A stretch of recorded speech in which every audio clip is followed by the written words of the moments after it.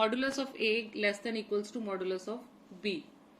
ठीक है, ये सारे कुछ एक रिजल्ट्स ने ਜਿਹੜੇ ਤੁਸੀਂ यूज करने ने अगे।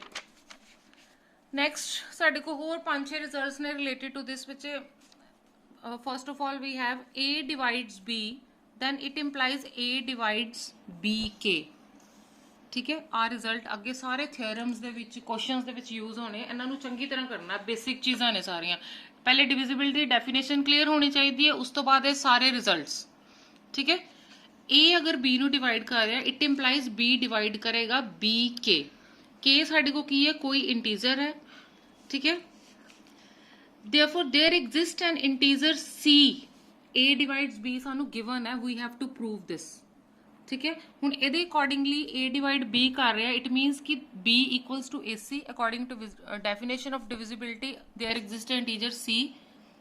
आपां लिख सकते हैं B equals to AC, both sides ते K नाल मल्टीप्लाई करता। ठीक है, हुण BK इक्वल्स टू AD, हुण इत्थे पुट की कीता आपां CK नूं D पुट करता है, D equals to CK, so BK equals to AD आ गया। हुण इत्थों प्रूफ हो गया कि A डिवाइड्स BK, बिकॉज आपां इनू लिखिया है BK इक्वल्स टू AD। ठीक है, according to definition. Similarly next proof है, कुछ नहीं हैगा बच्चे, कुछ भी टफ नहीं हैगा, इच जस्ट अजे डिविजिबिलिटी दी डेफिनेशन अप्लाई कीती है, दैट्स ऑल। होर कोई नवी चीज नहीं अप्लाई होनी है ना सारे proofs they which. Now next is A divides B, it implies lambda A divides lambda B। हुण फिर गिवन है सानू A डिवाइड B नू कर रहा है, इट मीन्स कि कोई ना कोई इंटीजर C एग्जिस्ट करेगा। ठीक है, सच दैट आपां B नू लिख सकते हैं B equals to AC। C is कोई भी इंटीजर है साडे को।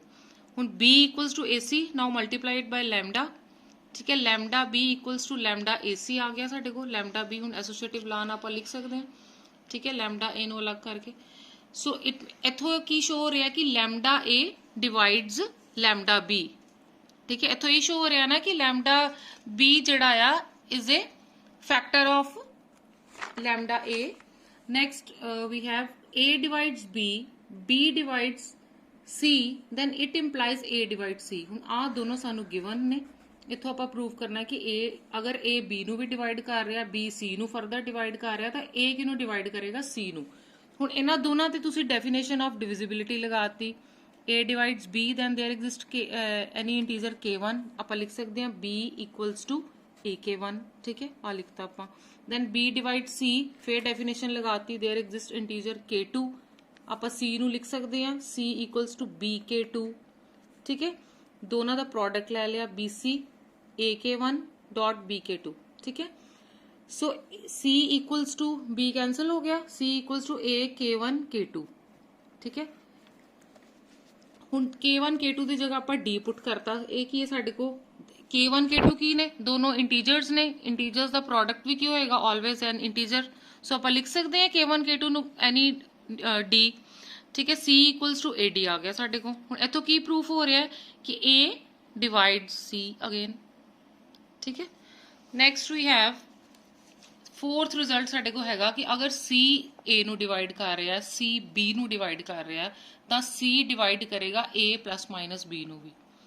ठीक है, ये भी सिंपल जा रिजल्ट है, but C divides A, it means आप लिख सकते हैं A equals to CK1, C divides B, then कोई ना कोई इंटीजर एग्जिस्ट करेगा K2, सच दैट B नू आप CK2 लिख सकते हैं। ठीक है, now A plus minus B जो सानू आप प्रूव करना इक्वल्स टू, इत्थे वैल्यू पुट कर दो CK1 CK2। ठीक है, इथों की प्रूफ हो गया फिर C divides A plus minus B definition के अकॉर्डिंगली। ठीक है, सब च डेफिनेशन ही अप्लाई की। Now C divides A, it implies C divides B, it implies C divides MA and C divides NB। Okay, this is the fifth property. So इत्थे भी definition apply की है बच्चे कि C अगर A नू डिवाइड करेगा, C B नू डिवाइड करेगा। ठीक है, उतो आप प्रूव करना कि C divides MA plus NB। Okay, then next we have A divide कर रहा B नू, B डिवाइड कर रहा A नू, similarly A divide equals two plus minus B। ठीक है, यही सारे ਡੈਫੀਨੇਸ਼ਨਸ ਹੀ ਲਗਾਈ ਹੋਈ ਹੈ, ਤੁਸੀਂ ਇੱਕ ਵਾਰੀ ਖੁਦ ਕਾਪੀ ਤੇ ਕਰਕੇ ਦੇਖਣੀਆਂ ਨੇ। ਮਤਲਬ ਇਹ ਰਿਜ਼ਲਟ ਸਾਰੇ ਤੁਹਾਨੂੰ ਲਰਨ ਹੋਣੇ ਚਾਹੀਦੇ, ਕਿਉਂਕਿ ਅੱਗੇ ਜਿਹੜਾ ਆਪਾਂ ਰਿਜ਼ਲਟ ਕਰਨਾ ਬਾय ਇੰਡਕਸ਼ਨ, ਇਹਦੀ ਕੋਰਿਲਰੀ ਹੈ ਫਰਦਰ ਪੇਜ ਨੰਬਰ 5 ਦੇ ਉੱਪਰ, ਉਹਦੇ ਵਿੱਚ ਸਾਰੇ ਇਹੀ ਰਿਜ਼ਲਟਸ ਯੂਜ਼ ਹੋਣੇ ਨੇ। ਠੀਕ ਹੈ, 5th ਰਿਜ਼ਲਟ ਯੂਜ਼ ਹੋ ਰਿਹਾ, 4th ਯੂਜ਼ ਹੋ ਰਿਹਾ ਨੇ। ਠੀਕ ਹੈ, ਸਾਰੇ ਇਹੀ ਰਿਜ਼ਲਟਸ ਯੂਜ਼ ਹੋਣੇ ਨੇ। ਸੋ ਇੱਕ ਵਾਰੀ ਇਹਨੂੰ ਤੁਸੀਂ ਖੁਦ ਗੋ ਥਰੂ ਹੋਇਓ। ਨੈਕਸਟ ਆਪਾਂ ਕਰ ਰਹੇ ਹਾਂ ਬੱਚੇ ਇਹਦੀ ਕੋਰਿਲਰੀ ਪੇਜ ਨੰਬਰ 5 ਤੇ ਸੀ ਕਿ if a divides b1, a divides b2 and a up to so on a divides bn, where n ਕੀ ਹੈ ਸਾਡੇ ਕੋਲ ਨੈਚੁਰਲ ਨੰਬਰਸ ਨੇ, then ਆਪਾਂ ਪ੍ਰੂਫ ਕੀ ਕਰਨਾ, a divides bx1 bx2 plus up to so on bn into xn। ਠੀਕ ਹੈ, for any integers।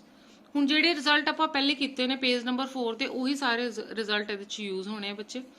So we will prove this result by induction। So ਆਪਾਂ ਲਿਆ a divides b1। ठीक है, it means ਆਪਾਂ ਇਹਨੂੰ ਲਿਖ ਸਕਦੇ ਹਾਂ then a divides b1 into x1 b1 dot x1। ठीक है, and if a divide b1 a divide b2 then a divide b1 x1 b2 x2। ਹੁਣ ਦੇਖੋ ਪਿੱਛੋਂ ਕਿਹੜਾ ਰਿਜ਼ਲਟ ਆਪਾਂ ਲਿਆ, ਪਹਿਲਾ ਰਿਜ਼ਲਟ ਕਿਹੜਾ ਸੀਗਾ a divide b1। ਠੀਕ ਹੈ, ਇੱਥੋਂ ਆਪਾਂ ਯੂਜ਼ ਕੀਤਾ ਫਸਟ ਰਿਜ਼ਲਟ ਪੇਜ ਨੰਬਰ 4 ਤੇ ਫਸਟ ਆਰਟੀਕਲ ਦੇਖੋ ਸੀ a divide b, it implies a divides b k where k is any integer। ਆਹੀ ਰਿਜ਼ਲਟ ਆਪਾਂ ਇੱਥੇ ਲਿਆ ਕਿ ਅਗਰ a ਡਿਵਾਈਡ ਕਰ ਰਿਹਾ b1 ਨੂੰ then a b1 x1 ਨੂੰ ਵੀ ਡਿਵਾਈਡ ਕਰੇਗਾ ਯੂਜ਼ਿੰਗ ਰਿਜ਼ਲਟ ਨੰਬਰ 1। ਠੀਕ ਹੈ, x1 ਕੋਈ ਇੰਟੀਜ਼ਰ। ਨੈਕਸਟ ਆਪਾਂ ਲਿਆ a divide b1 a divide b2। ਠੀਕ ਹੈ, a b1 ਨੂੰ ਵੀ ਡਿਵਾਈਡ ਕਰ ਰਿਹਾ, a b2 ਨੂੰ ਵੀ ਡਿਵਾਈਡ ਕਰ ਰਿਹਾ। ਠੀਕ ਹੈ, ਸੋ a ਕਿਹਨੂੰ ਡਿਵਾਈਡ ਕਰੇਗਾ b1 x1 plus b2 x2। x1 x2 ਕੀ ਨੇ, ਦੋਨੋਂ ਇੰਟੀਜਰਸ ਨੇ। ਇੱਥੇ ਵੀ ਆਪਾਂ ਯੂਜ਼ ਕੀਤਾ result number 5 c। c divides a, c divides b।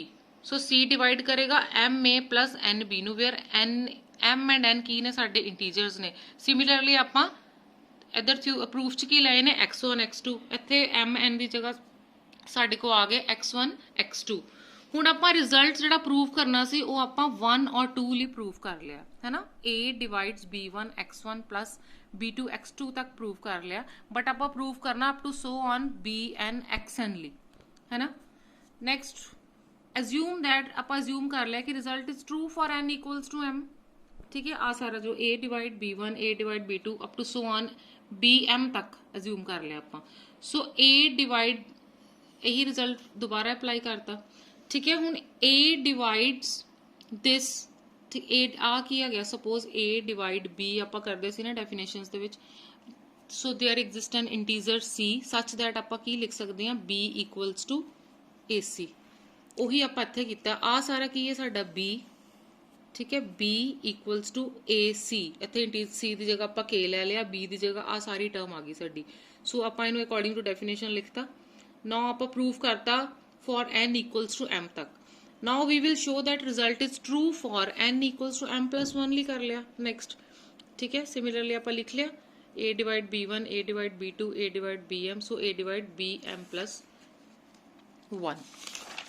ठीक है, सो now a divide bm plus 1, it means according to definition ਆਪਾਂ bm plus 1 ਨੂੰ equals to ap ਲਿਖ ਸਕਦੇ ਹਾਂ, where p ਸਾਡੇ ਕੋਲ ਕੋਈ ਵੀ ਇੰਟੀਜਰ ਹੈ ਨਾ।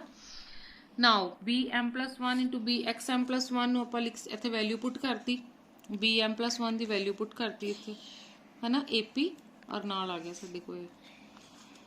now a into p xm plus 1 equals to al ਲਿਖਤਾ, where al ਨੂੰ ਆਪਾਂ पुट करता।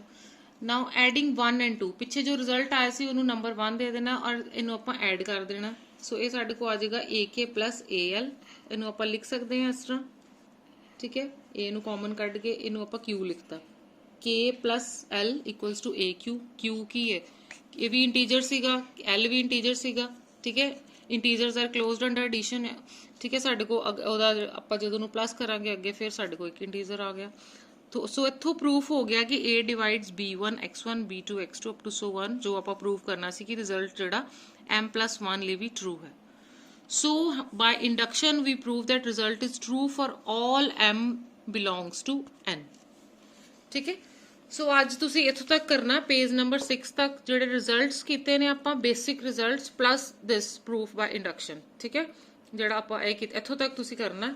ਬਾਕੀ ਆਪਾਂ ਨੈਕਸਟ ਕਲਾਸ 'ਚ ਕਰਾਂਗੇ ਵੈਰੀ ਇੰਪੋਰਟੈਂਟ ਥਿਊਰਮ ਜਿਹੜੀ ਐਗਜ਼ਾਮ 'ਚ ਜ਼ਰੂਰ ਆਉਂਦੀ ਹੈ, ਡਿਵੀਜ਼ਨ ਐਲਗੋਰਿਥਮ। ਠੀਕ ਹੈ ਬੱਚੇ, ਇੱਥੋਂ ਤੱਕ ਤੁਸੀਂ ਪੂਰਾ ਪ੍ਰੋਪਰਲੀ ਇੱਕ ਇੱਕ ਜਿਹੜਾ ਬੇਸਿਕ ਹੈ ਤੁਹਾਡਾ ਕਲੀਅਰ ਹੋਣਾ ਚਾਹੀਦਾ। ਬਿਲਕੁਲ ਸਿੰਪਲ ਜੇ ਅੱਜ ਆਪਾਂ ਕੀਤੇ ਨੇ ਪ੍ਰੂਫਸ ਇਹਦੇ, ਠੀਕ ਹੈ। Okay students, have a nice day, take care.